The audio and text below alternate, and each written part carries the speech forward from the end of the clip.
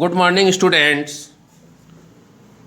Today we will study chapter 4 Socrates, written by रोड्डा power. बच्चों, आज हम सुकरात रोड्डा पावर की लिखी रचना है कक्षा 10 की. इसका फर्स्ट पार्ट पढ़ेंगे. सेकेंड पार्ट हम लोग अगले टर्न पर पढ़ेंगे. At first summary of the lesson. Socrates was one of the greatest of ancient Greek philosopher. सुकरात जो थे वह ग्रीक के एक प्राचीन और बहुत ही प्रसिद्ध दार्शनिक थे. He told his countrymen that everyone must learn to think for himself. अपने देशवासियों को बताते थे कि हर व्यक्ति को स्वयं के बारे में सोचना चाहिए. He asked the people to use their reason to see what was right, just and true. He asked the people, वह लोगों से कहते थे टू यूज देयर रीजन, कि आप प्रयोग करिए. किसी चीज़ को जब देखते हैं तो अपने दिमाग का प्रयोग करते हुए जानने की कोशिश करिए कि क्या सही है, न्यायप्रिय है और सत्य है. But the Athenian accused him of learning the young astray. लेकिन एथेंस के जो शासक थे वह उनको ऊपर अपराध लगाए कि यह नौजवानों को भ्रमित कर रहे हैं. This led to his prosecutions. यह उनकी सुरक्षा के लिए आगे आते हैं. He was awarded the death sentence. उन्हें सजा दी गई मृत्यु की, फांसी की सजा दी गई. His fame spread far and wide. उनकी प्रसिद्धि चारों तरफ विस्तार रूप से फैली थी. People from all part of the world followed him. पूरे तरफ से संसार के चारों तरफ के लोग उनका अनुसरण करने लगे थे. Plato was one of them. उनमें एक प्लेटो भी था. This lesson tell us more about Socrates life and his teaching. यह पाठ सुकरात के जीवन और उनके शिक्षा के बारे में बहुत कुछ बताता है. तो बच्चों, ये पाठ अब आगे हम शुरू करते हैं. इसका एक पार्ट आज हम पढ़ेंगे और अगला पार्ट अगले दिन पर बताएंगे. पाठ में बहुत ही आसान शब्दों का प्रयोग किया गया. कहीं कहीं कठिन शब्द हैं. जो शब्द कठिन लगे उसको आप कमेंट बॉक्स में लिखेंगे तो उसको आपको अलग से एक्सप्लेन कर देंगे. तो आइए आते हैं हम सीधे पाठ पर. जेएस एकेडमी के. Socrates lived in Athens about 400 years ago before Jesus Christ was born. यानी ईसा मसीह के जन्म से 400 साल पहले सुकरात का जन्म एथेंस में हुआ था.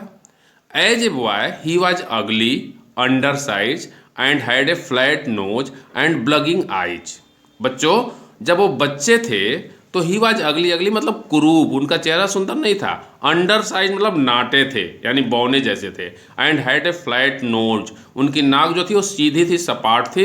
एंड ब्लगिंग आई, और आँख बाहर की तरफ निकली हुई थी. अब सोचिए कि जिसकी आँख बाहर निकली हो, नाटा हो और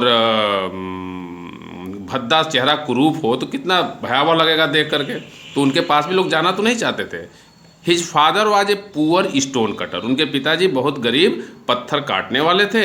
सो ही वाज ऑलवेज रेदर सैवलिंग ड्रेसेड. सैवलिंग मतलब होता है ढीला ढाला. वो हमेशा ढीले ढाले गंदे कुचैले कपड़ों में रहते थे. Like other boy of his age he went to school. अपने उम्र के दूसरे बच्चों की तरह वह भी विद्यालय जाते थे. Where the most important lessons were music and gymnastics. जहाँ उस ज़माने में सबसे महत्वपूर्ण जो पाठ होता था वह संगीत था और जिम्नास्टिक, जो कूदते हैं उछलते हैं उसको जिम्नास्टिक कहते हैं. He also learn some science and mathematics and a little about the stars. वह कुछ विज्ञान भी पढ़ते थे, अंक गणित भी पढ़ते थे और थोड़ी बहुत जानकारी तारों के बारे में लेते थे. But not nearly so much history and geography as children learn today. लेकिन आज के बच्चे जैसा भूगोल और इतिहास बहुत अधिक पढ़ते हैं, उस समय भूगोल और इतिहास नहीं पढ़ाया जाता था. This strange little creature. देखिए, क्रिएचर कहा जाता है जीव को, लेकिन यहाँ जीव मतलब इन्हीं के लिए कहा गया, लेखक ने लिखा है. This strange little creature. यह विचित्र छोटा जीव विद द शार्ट नेक, जिसकी गर्दन भी छोटी थी, एंड प्लेन फेस, और चेहरा सपाट था. Was a thoughtful child. Thoughtful child मतलब बहुत ही चिंतन करने वाला बच्चा था, चिंतनीय बच्चा, चिंतन मननशील था. He watched his companion, companion का मतलब दोस्त होता है, फ्रेंड्स होता है, all the time and allowed very few things to escape his notice. वह अपने दोस्तों को हमेशा लगातार देखता रहता था और उसके दृष्टि से बहुत मतलब थोड़ी चीज़ें बच पाती थी, यानी जो कुछ उसके दोस्त करते थे, पढ़ते थे, लिखते थे, खाते थे, पीते थे, हर चीज़ को ये बहुत ध्यान से देखते थे। Socrates did not have a big house or fine furniture। सुकरात के पास न तो बड़ा मकान था और न तो खूबसूरत फर्नीचर थी। फर्नीचर मतलब जो लकड़ी के कुर्सी मेज वगैरह होते हैं घर में। He did not seem to want either wealth or beautiful possession। He did not seem, वह दिखना भी नहीं चाहते थे, टू वांट मतलब ऐसा नहीं चाहते थे कि आइदर वेल्थ आर ब्यूटीफुल, कि उनके पास बहुत धन हो या बहुत खूबसूरत हो, ऐसा वो चाहते भी नहीं थे। As he grew older, he began to think very little of bodily comfort and pleasure। जैसे जैसे वो बड़े होने लगे तो बहुत थोड़ा अपने शारीरिक आराम और आनंद के बारे में सोचने लगे। He gave his mind to all that was noble। अपना पूरा दिमाग को वहाँ लगाते थे। नोबेल माने होता है आदर्श, उत्तम, सही क्या है उस पर लगाते थे। ऑनरेबल एंड जस्ट, और क्या सम्मान योग्य है। ऑनर माने होता है सम्मान, ऑनरेबल सम्मान योग्य, एंड जस्ट और न्यायप्रिय क्या है। यानी जब बड़े हुए हैं तो वह आदर्श चीज़ों को, अच्छी चीज़ों को, न्यायपूर्ण चीज़ों को और जहाँ सम्मान मिले उसको देखने लगे थे। Socrates went round the town on foot and talked the people।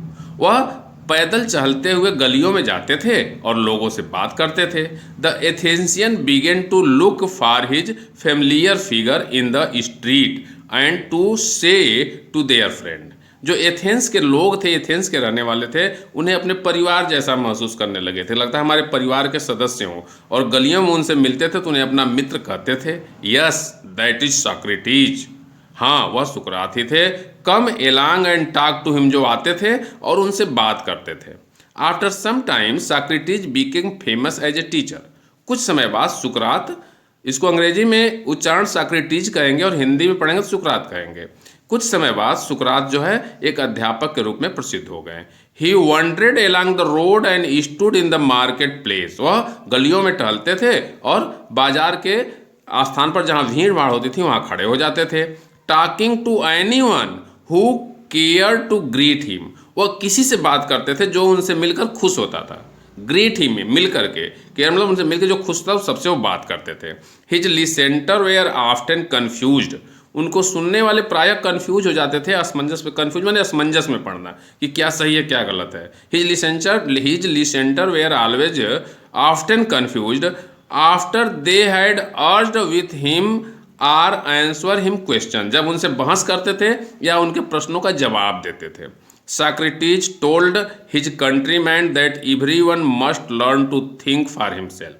अपने देशवासियों को बताते थे कि हर किसी को अपने बारे में जरूर सोचना चाहिए। So that, इसलिए ताकि by using his reason he would have to power to see what was right, just, true and beautiful. क्योंकि जब अपने बारे में जानेगा, वह स्वयं के बारे में सोचेगा तो जान जाएगा क्या सत्य है, क्या न्यायप्रिय है और सुंदर और सही है। And so safe his own conduct, और उसी हिसाब से अपने चरित्र को गढ़ेगा, बनाएगा, स्वयं अच्छा बनेगा। He wanted Athens to be a perfect state. वह चाहते थे कि एथेंस एक पूर्ण राज्य बने। He told everyone, both his people and his other followers, that this could only happen if every citizen educated his own mind to see what was right and noble। वह अपने शिष्यों को भी और जो उनके मानने वाले थे उनको भी बताते थे कि यह तभी संभव होगा जब हर नागरिक शिक्षित हो और यह सीखे अपने मस्तिष्क के लिए कि क्या सही है, आदर्श है और उचित है, क्या करना चाहिए। He believed that questioning and discussion would help them do this. उनका विश्वास था कि प्रश्न करके उसके बारे में चर्चा करने से उनको मदद मिलेगी, डिस्कस करने से मदद मिलेगी। And so he was for ever talking to them in the open street. इसी नाते वह खुली गलियों में अपने लोगों से बातें करते थे। बच्चों थोड़ा सा 2-3 लाइन और है, आप समझ रहे होंगे। आइए मैं इसको एक पार्ट को ख़त्म कर दे रहा हूँ, फिर अगला पार्ट कल होगा।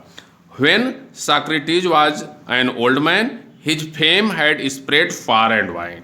जब वह वृद्ध हो गए तो उनका नाम, प्रसिद्धि दूर दूर तक फैल गई। The house of many rich men opened its door to him। यानी बहुत बड़े धनी धनी लोगों के घर के दरवाजे उनके लिए खुले रहते थे। For people felt honoured to have him and their guest, यानी लोग सम्मान महसूस करते थे उनको अपना मेहमान बना करके। By degree a special group of people gathered around him and followed him wherever he went, जहाँ कहीं जाते थे बहुत सारे लोग उनके शिष्य बन गए और उनके पीछे पीछे उनका अनुसरण करते थे। Among them was a young man called Plato, उन्हीं के बीच में एक नौजवान आदमी था जिसको प्लूटो कहा जाता था। Who treasured every word, treasure माने होता है खजाना, एवरी वर्ड एक एक शब्द, विथ हिज मास्टर अपने मालिक यानी अपने गुरु यानी सुकरात के, अटर्ड जो जो वो कहते थे उसको खजाने के रूप में वो लिखता जाता था। And later year became as famous as teacher as Socrates himself, और बाद में वो भी सुकरात के तरह से प्रसिद्ध हुआ। बच्चों बाद में सुकरात को फांसी की सज़ा दी गई, वहाँ के शासक ने दिलवाया। क्यों दिलवाया, कैसे दिलवाया, इसको हम सेकेंड पार्ट में पढ़ेंगे।